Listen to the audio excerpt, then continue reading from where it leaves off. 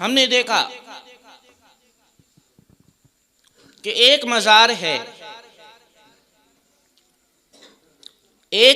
है, वो सारे हिंदुस्तान पर राज कर रहा है, वो सारे हिंदुस्तान पर बादशाहत कर रहा है। आखिर ऐसा क्यों?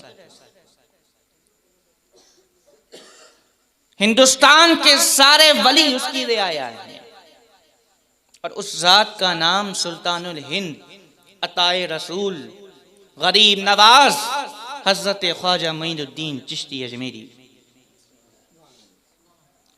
वलियों के सरदार। बात औलिया की चल रही है, ये तो वलियों के सरदार हैं, पूरे हिंदुस्तान पर राज कर रहा। आखिर ये मकाम, ये मर्तबा इन्हें हासिल कैसे हुआ? जात एक है, पूरे मुल्क पे राज।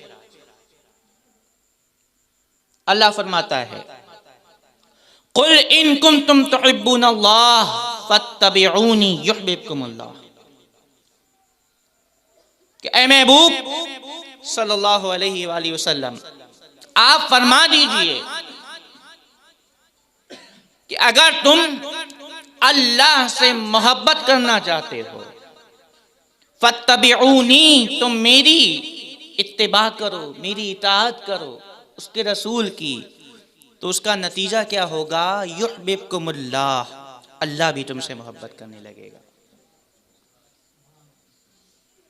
ये जो हिंदुस्तान पे बादशाहत चल रही है, दरअसल इसी इत्तिबा से हासिल हुई है।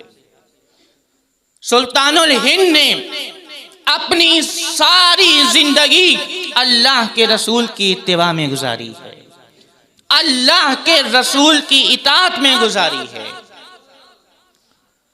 अल्लाह के रसूल की पैरवी में गुजारी है। तो उसका नतीजा ये हुआ, युहिब्बुकुमुल्लाह, अल्लाह भी इनसे मोहब्बत करने लगा।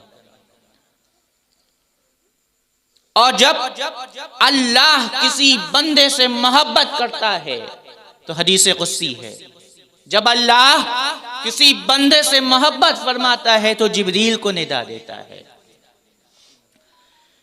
जिब्रील हाजिर होते हैं, अल्लाह फरमाता है कि जिब्रील, मैं फला बंदे से मोहब्बत करता हूं, तुम भी उससे मोहब्बत करो।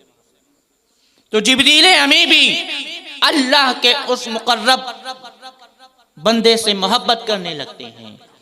फिर जिब्रील अमी आसमान वालों में निदा देते हैं, दीगर मलाइका में खबर देते हैं कि सुनो, अल्लाह अपने फला बंदे से मोहब्बत करता है, तुम सब भी उससे मोहब्बत करो। तो सारे फरिश्ते उस बंदे से मोहब्बत करने लगते हैं। फिर उस बंदे की मोहब्बत जमीन वालों के दिलों में डाल दी जाती है, उस बंदे को जमीन पर भी मकबूल कर दिया जाता है। तभी तो देखते हैं हम कि सुबह सूरज बाद में तुलू होता है, गौसे आजम की बारगाह में मखलूक कतारें लगाए पहले खड़ी होती है। सुबह सूरज बाद में तुलू होता है, सुल्तानुल हिंद अताए रसूल गरीब नवाज की बारगाह में गदा झोलियां फैलाए पहले खड़े होते हैं। सुबह सूरज बाद में तुलू होता है, महबूबे इलाही की बारगाह में झोलियां फैलाए मखलूक लाइन लगाए पहले खड़ी होती है। क्यों आखिर ऐसा क्यों? क्योंकि इन्होंने अल्लाह के रसूल की इत्तिबा की है, अल्लाह के रसूल की इताअत व पैरवी की है कि अब अल्लाह ने इन्हें ये मकाम अता फरमा दिया कि अब मखलूक को इनके बारगाह में लगा दिया है। मुझसे लेना चाहते हो, जाओ मेरे बंदे के पास, वो अजमेर में रहता है, वहां झोली फैला के खड़े हो जाओ। मैंने अपने उस बंदे को ये कुदरत दे दी है कि वो जो चाहे तुम्हें अता कर दे। हाँ, कुदरत दी है उसने।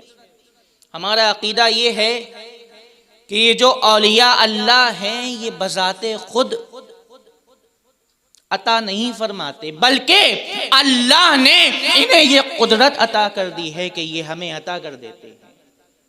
अल्लाह ने कुदरत अता की है। अल्लाह ने कुदरत अता फरमा दी है कि अगर कोई तुम्हारी बारगाह में औलाद मांगने आए तो गरीब नवाज तुम अता कर देना। अगर तुम्हारी बारगाह में कोई दौलत मांगने आए तो तुम अता कर देना। अगर तुम्हारी बारगाह में कोई जो भी परेशानी लेकर आए तो तुम उसे दूर फरमा देना, दूर कर देना। ये औलिया अल्लाह हैं, ये अल्लाह के मुकर्रब बंदे हैं, ये अल्लाह के वली हैं, दोस्त हैं। इनकी शान निराली, इनकी अजमतें बड़ी ऊंची हैं।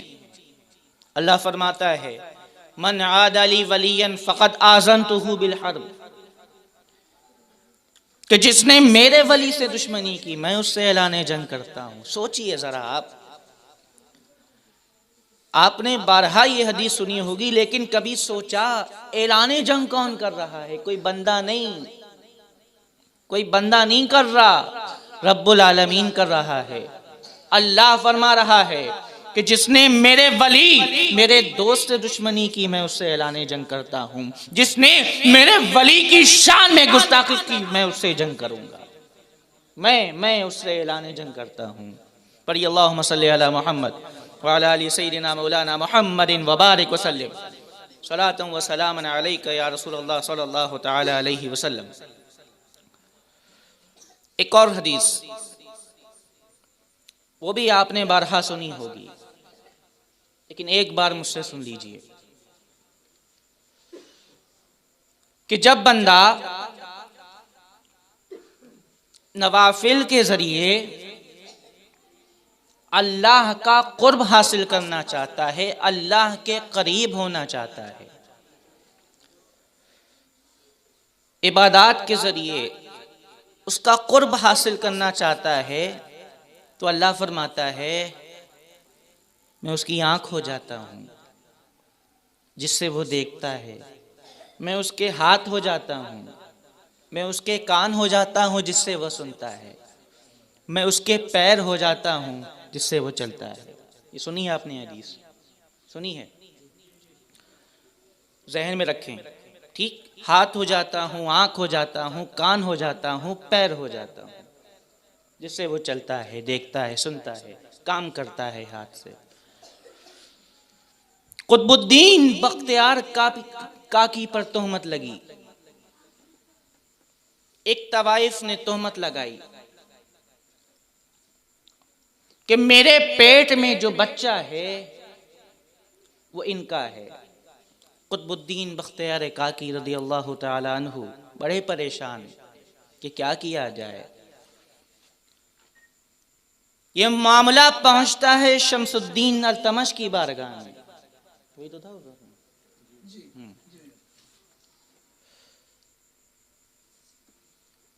और ये केस उनकी बारगाह में पहुंचा। उस औरत ने कहा कि ये जो पेट में बच्चा है ये मेरा है। कुतुबुद्दीन बख्तियार काकी ने दिल ही दिल में अपने मुर्शिद, अपने पीर, हमारे आका व मौला हुजूर सैयदना ख्वाजा मोइनुद्दीन चिश्ती रज़ियल्लाहु ताला अन्हु को याद किया। याद करना था कि गरीब नवाज वहीं तशरीफ फरमा हो गए, वहीं तशरीफ लेकर आ गए। सब हैरान, शमसुद्दीन अल्तमश परेशान कि आखिर हुजूर कैसे तशरीफ लेकर आ गए हैं। हुजूर गरीब नवाज ने फरमाया कि मैं अपने मुरीद की मदद करने के लिए आया हूं। उसने मुझे पुकारा था तो मैं उसकी मदद के लिए आ गया। वहीं मदद को मेरी आ गए मोइनुद्दीन, वहीं मदद को मेरी आ गए मोइनुद्दीन। ज़बान से जब मेरी निकला कि या गरीब नवाज, ज़बान से जब मेरी निकला कि या गरीब नवाज, तो आ गए मदद को। फिर बादशाह शमसुद्दीन अल्तमश से कहा कि भाई ये बेकसूर है मेरा मुरीद कुतुबुद्दीन बख्तियार काकी, इसने ये जुर्म, ये काम नहीं किया है। अब भाई ये गरीब नवाज फरमा रहे हैं तो कोई गवाह भी होना चाहिए। तो पेट से बच्चा खुद बोल पड़ा। ठीक, ये वाकया भी आपने सुना। बताना, अर्ज करना ये मकसूद है। दिल से पुकारा। कुतुबुद्दीन बख्तियार काकी ने दिल्ली में बैठकर, वो अजमेर में थे, करीम नवाज, इसको समझिए कि आखिर ये माजरा कैसे हुआ, कैसे अजमेर से दिल्ली आए और फिर आकर मदद कर दी। दरअसल वो इसी हदीस से समझिए। अल्लाह फरमाता है मैं उसकी आंख हो जाता हूं जिससे वो देखता है, जिससे मैं देखता हूं। आंख गरीब नवाज की थी, देखना खुदा का था। और एक लम्हे में अजमेर से दिल्ली पहुंचे, पैर गरीब नवाज के थे, चलना खुदा का था। ये है आंख वली की होती है, देखना खुदा का होता है। इसीलिए कहा जाता है कि जब उलमा की बारगाह में जाओ तो जबान संभाल के बैठो, लेकिन जब अल्लाह के वली की बारगाह में जाओ, एक फकीर, एक दुर्वेश की बारगाह में जाओ, अपने दिल को संभाल के बैठो। क्यों? क्योंकि आंख उनकी होती है, देखना खुदा का होता है। जबान उनकी होती है, बात खुदा की होती है। इस हदीस को जहन में रखें। ठीक, आंख वली की, देखना खुदा का।